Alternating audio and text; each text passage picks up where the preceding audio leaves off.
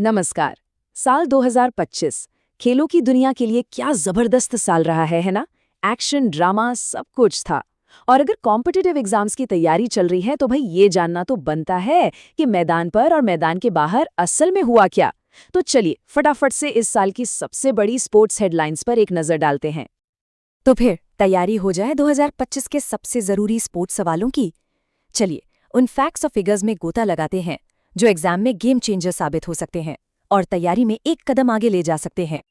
तो हम 2025 की स्पोर्ट्स की दुनिया को 4 हिस्सों में देखेंगे। पहले बात करेंगे इंटरनेशनल विनर्स की, फिर देखेंगे कि स्पोर्ट्स बॉडीज में कौन नए लीडर्स आए, उसके बाद नेशनल स्पोर्ट्स की हाइलाइट्स पर नजर डालेंगे और आखिर में बात होगी अवार्ड्स, रैंकिंग्स और सम्मान की।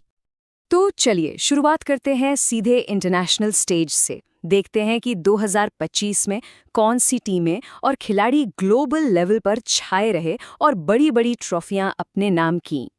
हाँ जी, तो क्रिकेट में ये साल भारत के लिए बहुत ही यादगार था। हमारी विमेंस टीम ने क्या कमाल का प्रदर्शन किया, आईसीसी वर्ल्ड कप जीत लिया। और उधर आईपीएल में अरे वाह, रॉयल चैलेंजर्स बैंगलोर ने आखिरकार सालों का इंतजार खत्म करके ट्रॉफी उठा ही ली। अब अगर टेनिस की बात करें तो डेविस कप का खिताब गया इटली के नाम। देखिए, ये तीनों ही नाम एग्जाम के लिहाज से बहुत बहुत जरूरी हैं, इन्हें याद रखना है। देखिए, जीत हार तो मैदान पर होती है, सही बात है, लेकिन खेल की असली दिशा तो पर्दे के पीछे तय होती है। तो चलिए अब देखते हैं कि 2025 में स्पोर्ट्स एडमिनिस्ट्रेशन में कौन से बड़े बदलाव हुए, कौन नए चेहरे सामने आए। तो सबसे पहले बात भारतीय क्रिकेट की सबसे बड़ी बॉडी यानी बीसीसीआई की। यहाँ एक बड़ा बदलाव देखने को मिला। पूर्व क्रिकेटर मिथुन मनहास को नया अध्यक्ष बनाया गया। अब उनसे उम्मीद यही है कि वो डोमेस्टिक क्रिकेट को और मजबूत करेंगे। और अब बीसीसीआई से चलते हैं ग्लोबल लेवल पर।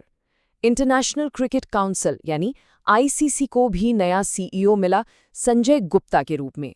तो ये जो दोनों अपॉइंटमेंट्स हैं ना, इनसे आने वाले टाइम में क्रिकेट की ग्लोबल और डोमेस्टिक पॉलिसीज पर यकीनन एक बड़ा असर देखने को मिलेगा। चलिए अब इंटरनेशनल सीन से वापस अपने देश में आते हैं और नजर डालते हैं भारत की डोमेस्टिक प्रतियोगिताओं पर।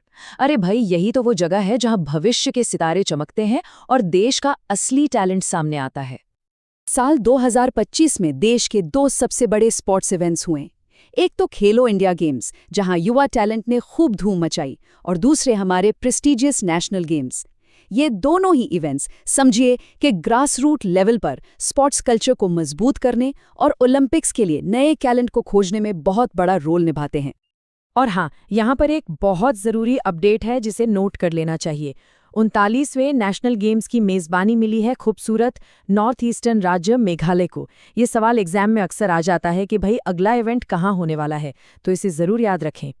और अब आते हैं हमारे आखिरी सेक्शन पर, यानी पुरस्कार और सम्मान। ये वो पहचान है जो खिलाड़ियों को उनकी साल भर की कड़ी मेहनत के लिए मिलती है और उनकी उपलब्धियों को हमेशा के लिए यादगार बना देती है। तो देखिए, सिर्फ टूर्नामेंट ही नहीं, ये साल सम्मान का भी था। देश के सबसे बड़े स्पोर्ट्स अवार्ड्स जैसे कि मेजर ध्यानचंद खेल रत्न और अर्जुन अवार्ड डिजर्विंग खिलाड़ियों को दिए गए। इसके साथ साथ फुटबॉल की दुनिया में भी हलचल रही।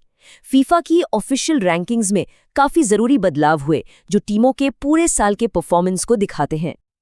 तो हमने देखा कि 2025 में इंटरनेशनल जीत भी मिली, नया लीडरशिप भी आया और नेशनल लेवल पे भी जबरदस्त इवेंट्स हुए। लेकिन अब सवाल ये उठता है कि ये सारी घटनाएं, ये सारे बदलाव मिलकर इंडियन स्पोर्ट्स के फ्यूचर को किस दिशा में ले जाएंगे? क्या ये एक नए गोल्डन एरा की शुरुआत है? इसी सवाल के साथ आज का ये विश्लेषण यहीं समाप्त करते हैं।